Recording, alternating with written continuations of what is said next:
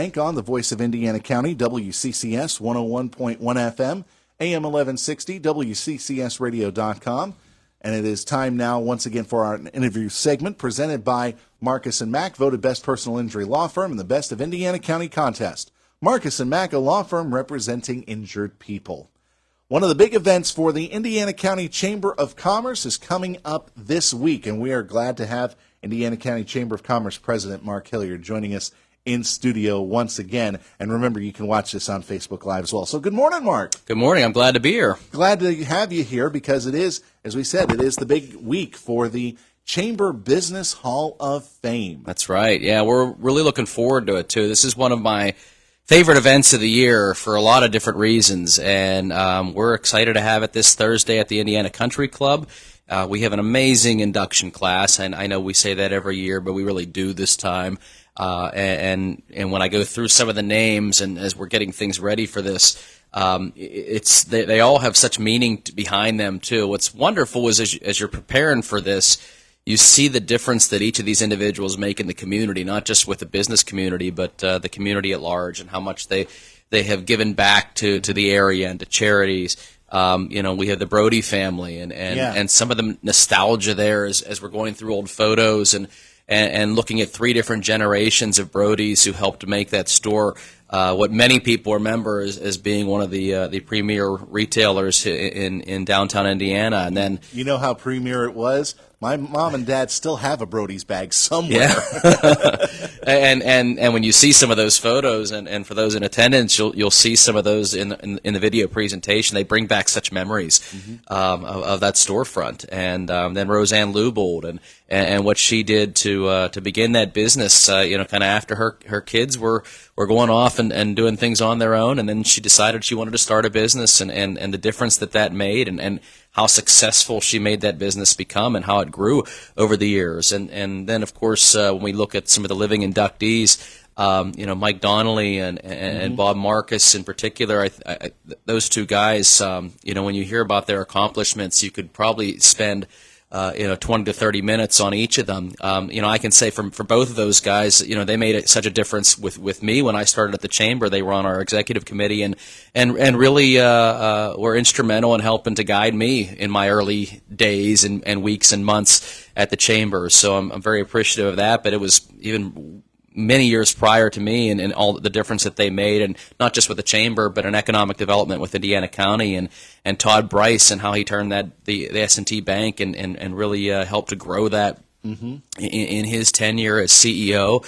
And then, of course, the chairman selection, Rod Ruddock, and what he has done. And he has a whole list of accomplishments before he even became commissioner, and then. Yeah. And then after he's become commissioner, then you hear about everything he has accomplished. So that's just touching on all of those inductees this year. But it's such a wonderful class, and I always look forward to the speeches and to hear some of the personal stories behind how these individuals began to make that impact in the county and kind of grew in their careers. So I'm really looking forward to the event, Josh, and it's going to be a fun evening. And it should be inspiring as well, hearing those stories and having maybe some of the younger business people, the entrepreneurs of tomorrow, the people who are kind of in the lower echelons of their own business. Maybe they get to come hear these stories or see them in the KCAC lobby where the Hall of Fame installation is. Absolutely. And they get a chance, and they'll be inspired maybe to become the next CEO of a great company here in Indiana. Yeah, we do hear so much from people who attend this, and young people too. This seems to be the event that people say is one of their favorite events that the chamber puts on, and one of the favorite events in the county throughout the year. And we try to make it fun. We try to make it. It's a formal event, but it is more laid back, and we do hear such great comments after all these events. Of how impactful some of these speeches are. And boy, I didn't know this about this individual. So yeah, Josh, I think that is the case. And for young professionals trying to make their way up, there's certainly plenty of opportunity on Thursday night to be inspired and to learn some things about what not just in what you can do to impact your career, but what you can do to impact your community. And I think all these individuals did both. How many years has this been now for the? I believe 8. And this was one of your initiatives, wasn't it? No. This was going back with Jim Struzzi. He began this years ago. I believe Jim and his team back then. So yeah, I cannot take credit for this one at all, but I'm certainly happy to keep it going. The tradition. Yeah. All right, so are tickets still available? No, It's sold out? Yeah, we have sold it out. Wow, good job, though. And it generally does. So it is something that we've unfortunately Friday we had to shut off any new tickets that were coming in because of that. So we're happy to have a full house on Thursday night, and should be great. That's great. So again, it'll be at the Indiana Country Club, and we'll have coverage of that here on your hometown radio stations. And of course, if anybody wants more information about the Business Hall of Fame, there's the Business Hall of Fame website on the Chamber website? Yes, you can get on the Chamber's website, indianacountychamber.us, and very shortly after this event concludes, you will be able to get nomination forms. So if you know of an individual that's made a difference in the county, be ready to nominate them for next year's Hall of Fame. So we'll be starting to take those shortly after this Hall of Fame concludes. All right. Indiana in the Morning, and we're here with Mark Hilliard with an interview about all the goings-on with the Chamber. And Mark, of course, one of the big things that has been going on throughout Indiana County, of course, has been the recent decommissioning of the Homer City Generation Station, the recent stuff involving Reggie. But now we have this hearing coming to Indiana County on Friday. Mm-hmm. I'm going to assume that because you've been a major player in this push to prevent Reggie from being implemented throughout the state, that you're going to be there at this hearing. Yeah, I think it's important, and I think Representative Struzzi has taken the lead on setting this up, and Senator Pittman and Representative Struzzi have really been leaders in this whole time in trying to battle Reggie and just how lawful or unlawful it truly is. Mm-hmm. I don't want to get into all of that today, but the impacts that it made certainly were detrimental to this county and other areas. And when you talk to people throughout the state and throughout the Commonwealth, they certainly will refer to the Homer City Generating Station because it is something that is well known throughout the state in terms of the closure and the impact that it has. I think this hearing is going to be important. I think it's going to be important to hear from a lot of different perspectives and really find out where we go next. Mm-hmm. I think there's a lot of discussions happening behind the scenes, and certainly this is something that we're not just sitting on our hands and waiting to see what happens next. There's a lot of people being very proactive in finding that next step for that community and for that property. So I think this is an important step in that process, Josh. So have you heard anything? Maybe something could go in there? I haven't heard. There's always rumors. All I can say is that I know that there are discussions being had with the ownership and with our legislators and with a number of individuals. So it's. I'll just say the story is not over for mm-hmm. that property, but we don't know exactly what direction anything is going to happen, right. or a timetable. So I think it's important for things like this hearing to be had because it does provide more information to individuals, and we can get a lot more information out there. But yeah, there's nothing, certainly nothing we can report on at this point in time. Well, let us know when you can.